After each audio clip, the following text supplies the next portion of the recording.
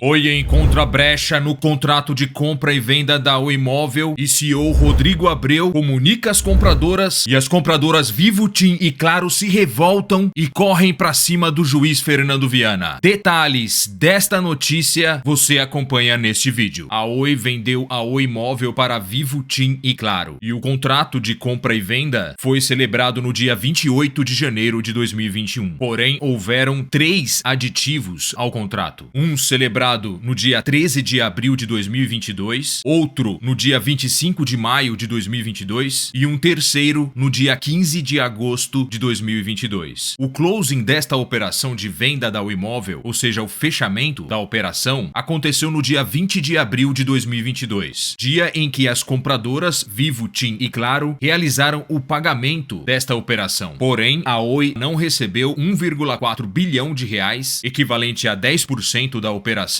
pois este valor ficou retido como escrow, uma espécie de garantia. Ficou retido pelas compradoras, o que já estava previsto em contrato. Porém, o prazo para este valor ficar retido pelas compradoras era o de até 120 dias. O motivo desta retenção deste valor, conforme eu disse anteriormente, é como se este valor funcionasse como uma espécie de garantia para possíveis compensações de valores que a Oi possa ter que vir a pagar às compradoras,